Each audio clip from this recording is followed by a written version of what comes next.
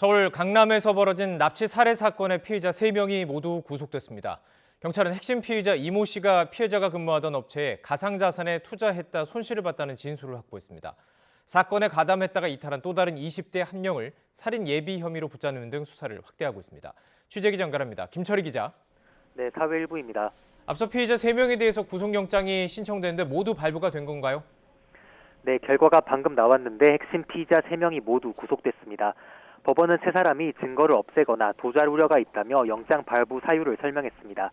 앞서 세 사람은 심사를 위해 법원으로 들어가면서 취재진 앞에 잠시 모습을 드러냈는데요.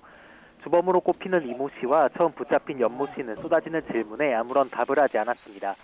피의자 황모 씨 한 명만 피해자와 유가족에게 할 말이 없느냐는 질문에 짧게 사과했습니다. 직접 들어보시겠습니다.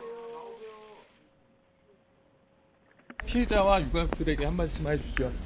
정말 죄송합니다. 금품 노렸다면서 왜 살해하셨습니까? 죄송합니다. 이들은 지난달 29일 밤 11시 40분쯤 서울 강남구 역삼동 아파트 앞에서 40대 피해 여성을 납치한 뒤 살해하고 대전 대청댐 인근 야산에 시신을 유기한 혐의를 받습니다.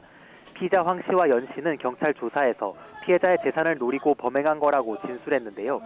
경찰은 이들이 최소 2-3달 전부터 범행을 계획하고 피해자를 미행해온 것으로 추정하고 있습니다. 자, 구체적으로 어떤 재산을 노린 건지 범행의 윤곽도 조금씩 드러나고 있다고요.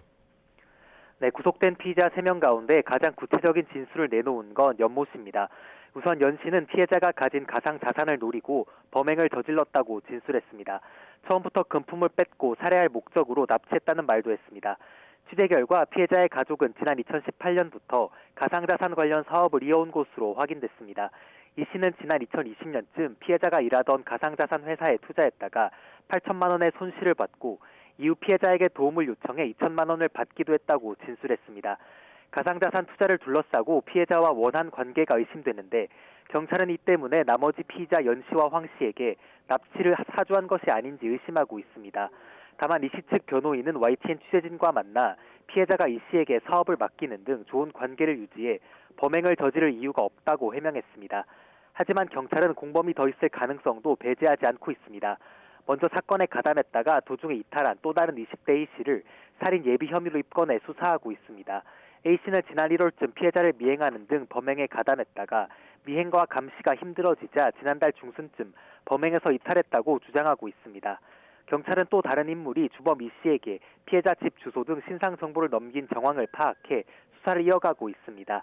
구속영장이 발부돼 신병을 확보한 만큼 경찰은 공범 여부, 또 정확한 범행 동기 등을 집중적으로 캐물을 것으로 보입니다. 지금까지 사회일부에서 전해드렸습니다.